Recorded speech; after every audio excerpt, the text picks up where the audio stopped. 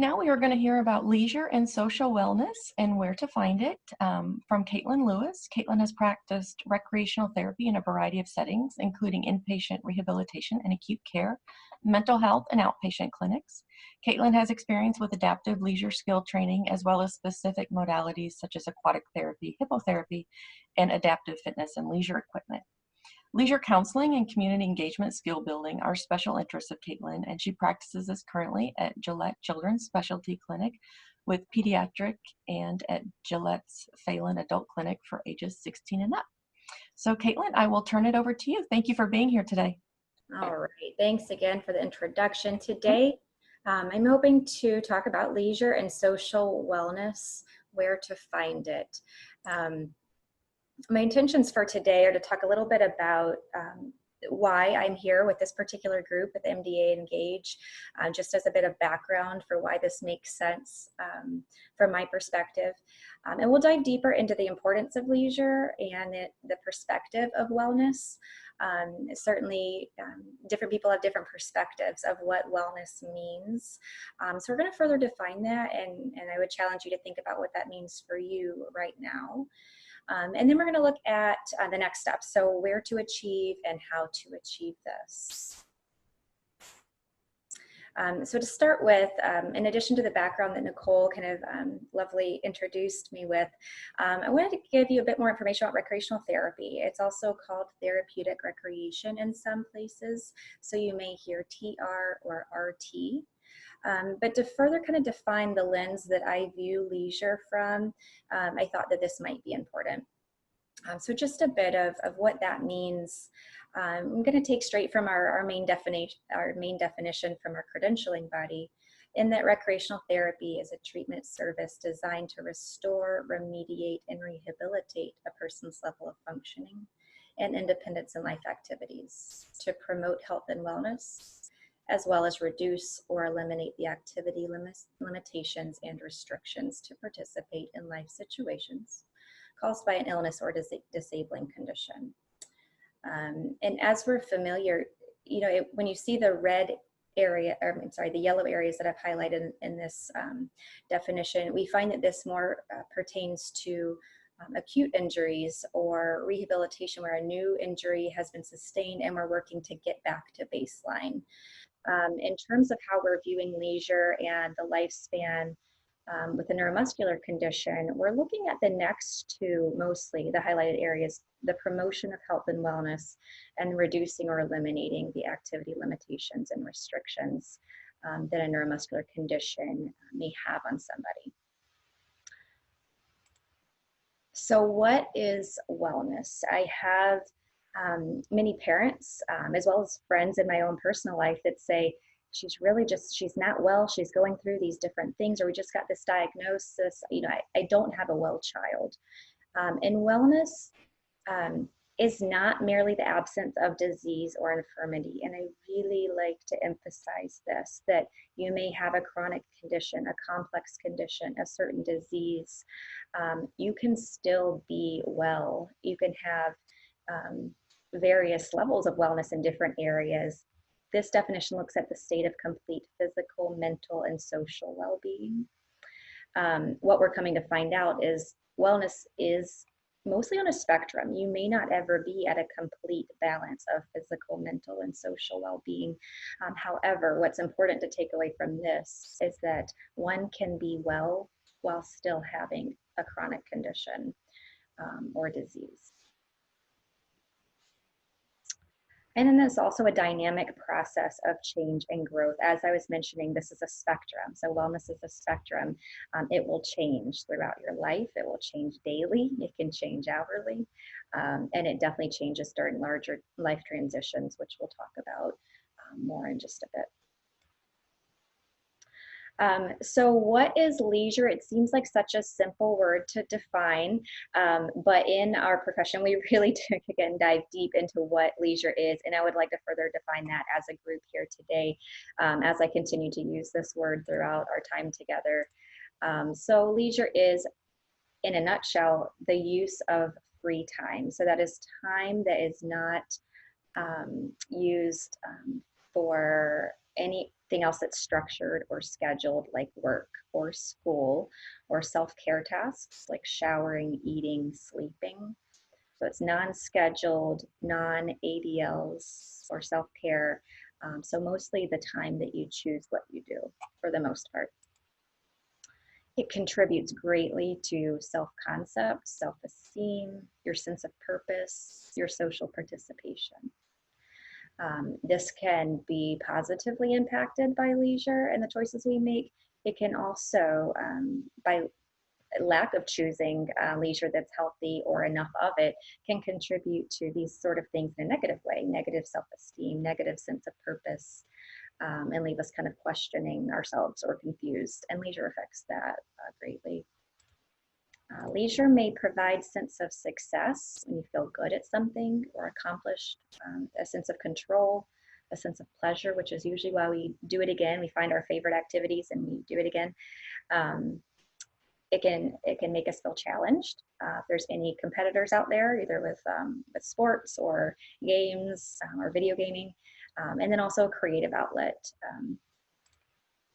Positive coping is a big thing that leisure can add to. So whether you're coping with a tough day, recent hospitalization, a new diagnosis, even coping with feeling like you've got a lot of energy and excitement.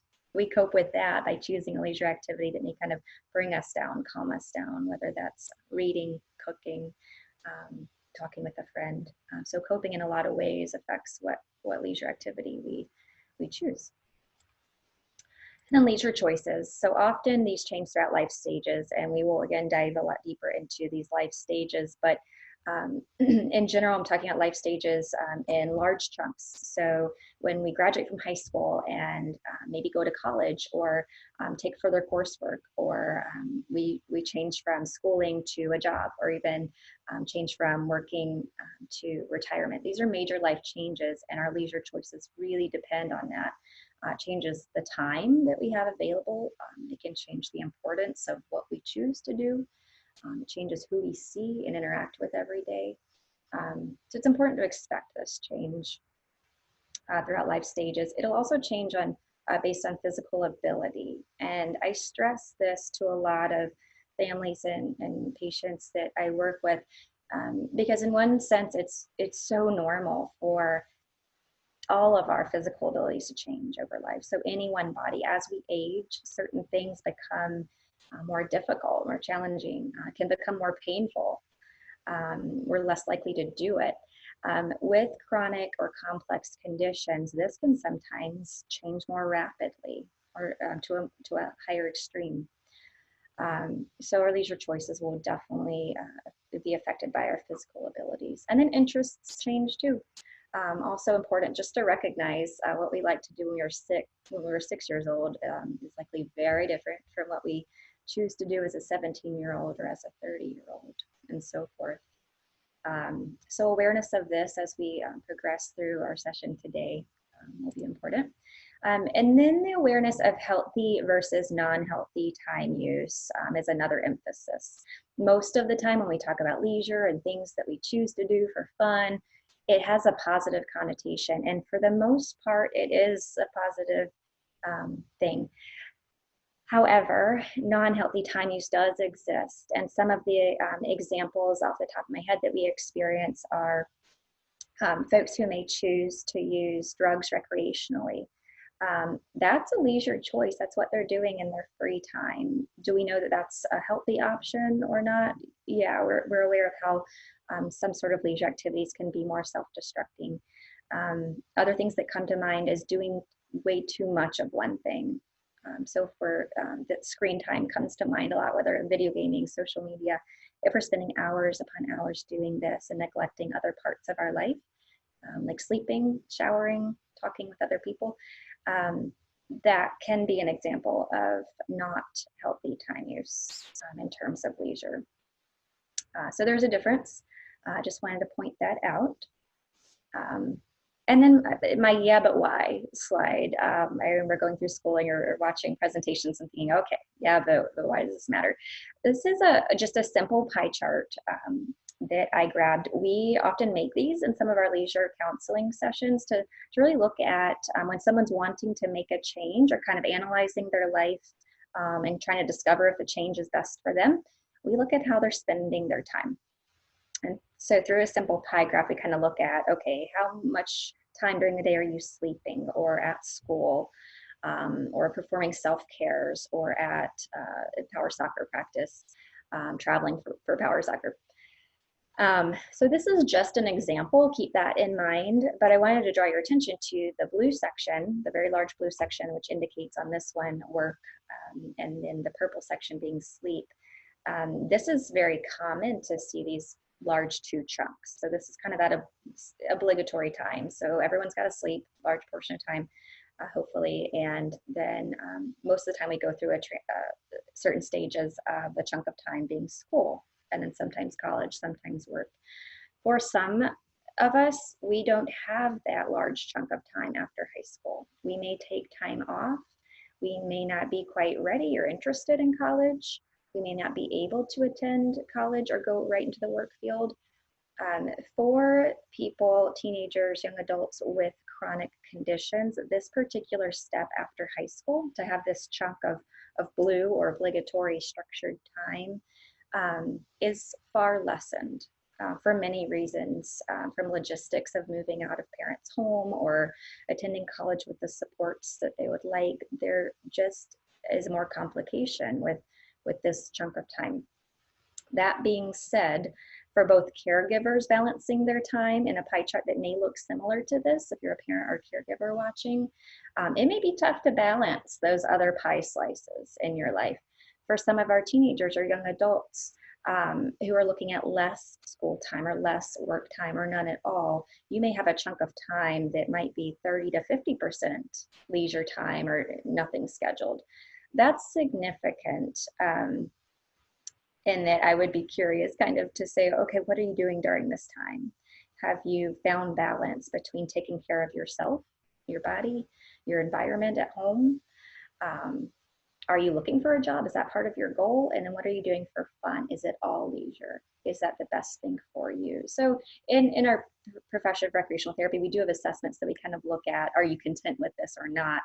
But overall, this slide looks at, okay, but why does leisure time matter? Because investigating this during different life stages and with chronic conditions is a must.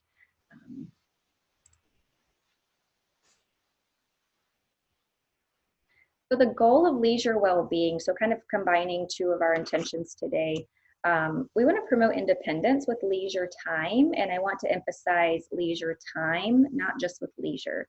We know with many complex conditions, being fully independent with certain leisure activities can be challenging, and sometimes we're not always physically independent with activities, but being independent with your time kind of hints at the autonomy to choose what you want to do with your time and having some control over that time, which is very important during those transitional phases of becoming a young adult and making those decisions for yourself.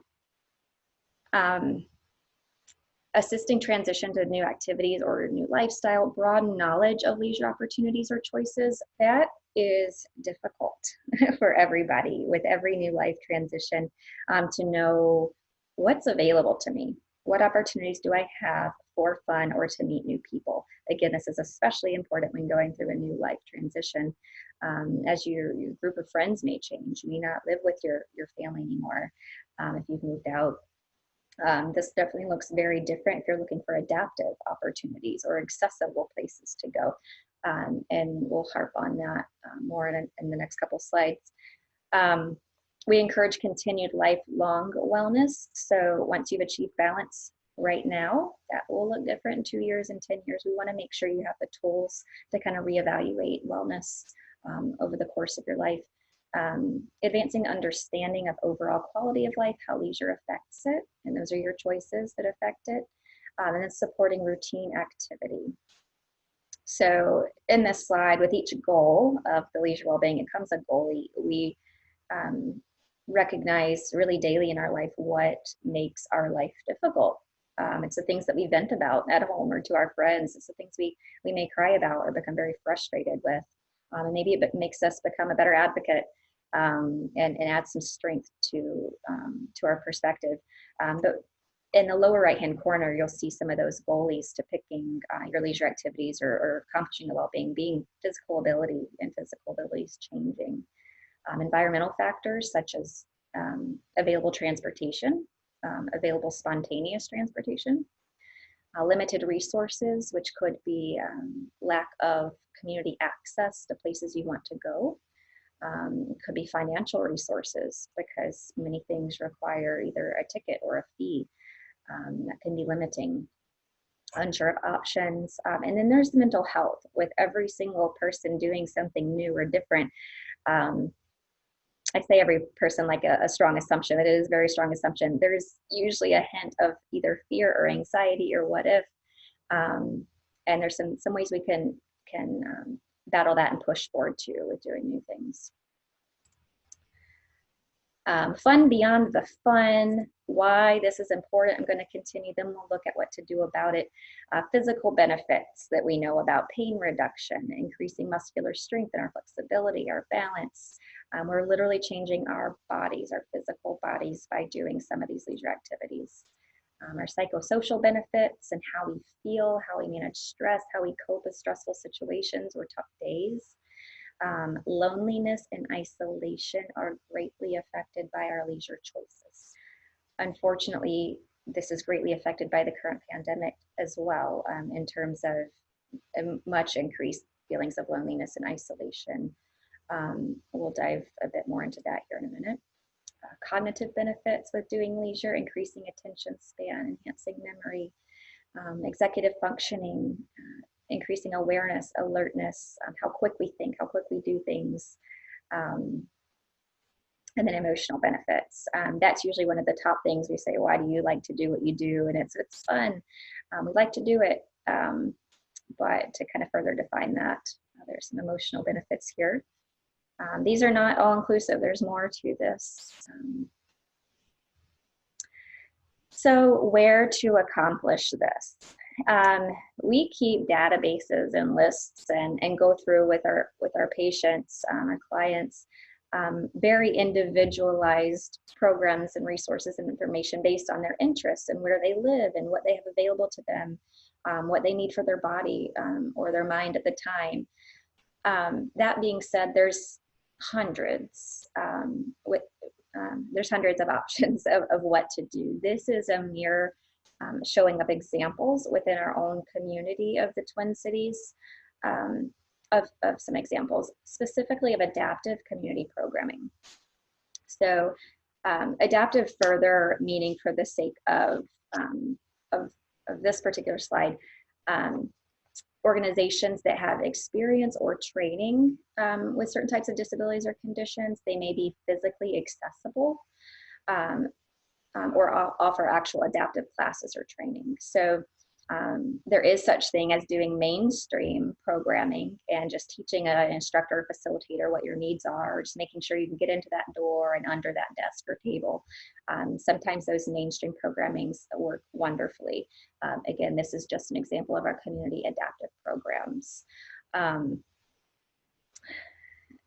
Other community supports I wanted to point out at top, looking at your own parks and recreation program. Some employ recreational therapists and some have their own inclusive specialist. And that's someone you can call and ask, like, hey, I want to go to this park, want to go fishing. Is there a flat dock with a railing by it? Or kind of what are the adaptive equipment that you might have to rent. Some of our Parks and Rec have wonderful opportunities to rent equipment as well. Inclusion specialists I just mentioned at some of our Parks and Rec programs, and then community education for adaptive programs we'll talk more about here in a moment. But again, this is adaptive community programming only. We do realize many of these closed, at least for a period of time during COVID. Even once it didn't close or have opened back up, we realized that with chronic conditions or complex conditions rather, the risk of exposure in a community environment is much higher. And for that reason, staying at home or isolated from other friends in the community is the best option. That being said, a lot of these community programs have adapted adapted to virtual models, which has been wonderful. Here's one link. I'm hoping if I click on it, I can get back to my presentation. Oh, maybe it's not going to link to it, which is okay because I'm flying through with time. Mind Body Solutions was one of the examples on this previous page down here in the adaptive yoga section. They have a studio in Minnetonka, but now they are doing online classes, and you'll see that in the tabs above on their website. Another example is community education. If you have not ever heard of community education, Google it for your city, your county, or school district. The organizer host of community education will vary based on if it's developed just by your school district or by city, by county. That being said, there's a lot of very robust options through community education.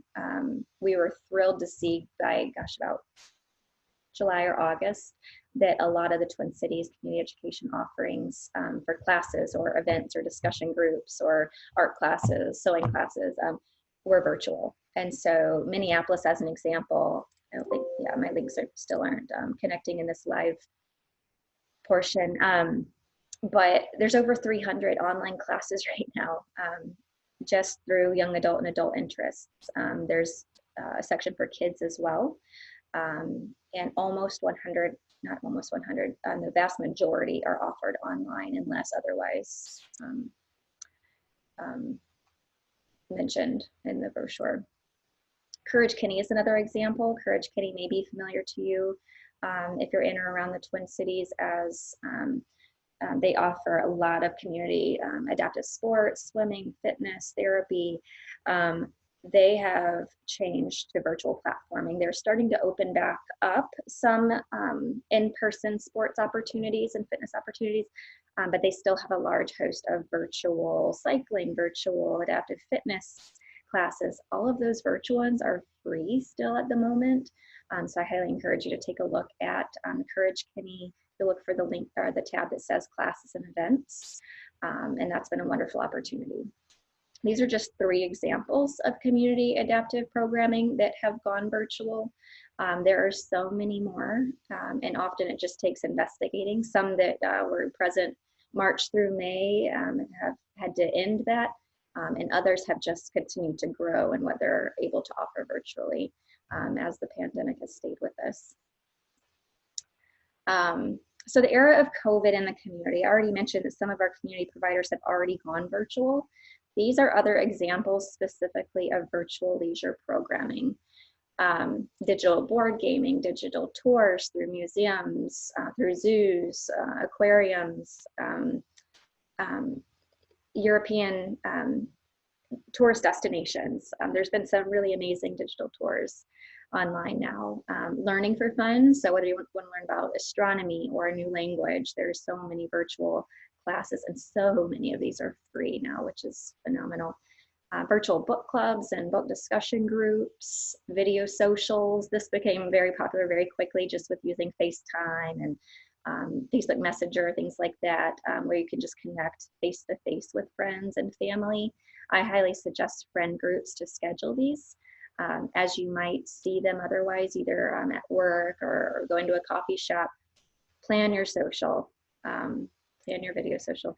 Digital spirituality or meditation, so whether you're attending a church service or working on meditation, there's a lot of digital options for that. Virtual exercise, a lot of options there too. YMCA has had some, and I mentioned Courage Kinney has a lot of adaptive fitness programming. There's some other websites too that we know about. So it's been a seek and ye shall find kind of environment lately online. Virtual art classes, a ton of those come out. Both local art studios offering some. Most of those have appeared to still be paid, but then they do your art class virtually. Through YouTube, we've found a ton of organizations doing free virtual art classes, and art from sketching to painting to photography, so a large variety. And as I keep kind of explaining, there's so much more, which has been thrilling since May. We were like, what are we going to do? And also as we go into the winter, We're going into flu season, we're going into cold season here in Minnesota, and we're already kind of worried about, oh boy, like where are we going to go just to be out of our house? And luckily there's a lot of virtual options that can help us feel like we're removed or changing our environment. And okay, video gaming. Video gaming is mostly virtual, it's digital, it's a wonderful opportunity. And I've never met so many video gamers in my life than when I walk into an MD clinic. It's very popular and accessible opportunity. This goes back into healthy time use and making sure that there's a healthy balance between how often we're video gaming, but otherwise it's fantastic for socializing, for cognitive goals, and just for having fun too. Had to mention that one. Some virtual leisure platform examples. I won't click on any of these, and then for the sake of time, I'll just kind of let you take a peek at the main headings. Again, this is a very small set of platforms that are specifically virtually accessible for these different categories. The ones that I found most intriguing, maybe that I didn't know about as much prior to the COVID pandemic, was the theater without theater, some of the digital board gaming with friends, and then the Google Arts and Culture I didn't quite know as much about too, but that site is expansive. And then reigniting home, low tech or no tech leisure. I'm going to breeze through this one very quickly for the sake of time, but tabletop art and cooking, organizing your life. Some people don't consider this as a leisure skill. A lot of my adults or young adults that I talk to, some kids even, like to clean for fun, or reorganize a closet for fun, redecorate for fun. And that's what I mean by organizing life. Just doing kind of things that make you feel better, feel good. Family bonding, board games, again, not digital, all low tech, word games and jigsaw puzzles, writing a letter, going back to kind of pen paling. You could type it too, but mailing is the key here. Redecorating something maybe in your home, and learning something fun. A lot of us learn for leisure, especially probably the most post-high school, post-college era. Radio podcasts are also very popular and findable and free.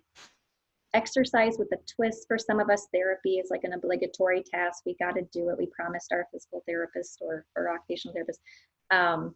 So hopefully it feels good. Hopefully you do choose to do it, and hopefully you can develop some leisure around it too. Maybe you do it while you watch your favorite television show, or make it into a game.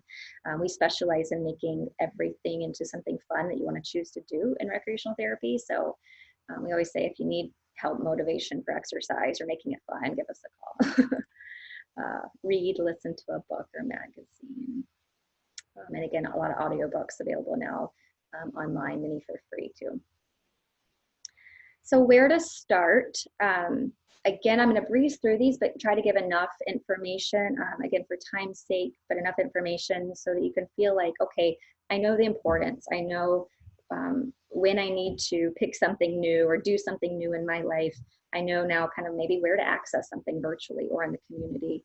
Hopefully at least the starting point after the presentation today. But okay, now where do I start? A lot of times after presentations, you're like fired up or excited. Where do I start?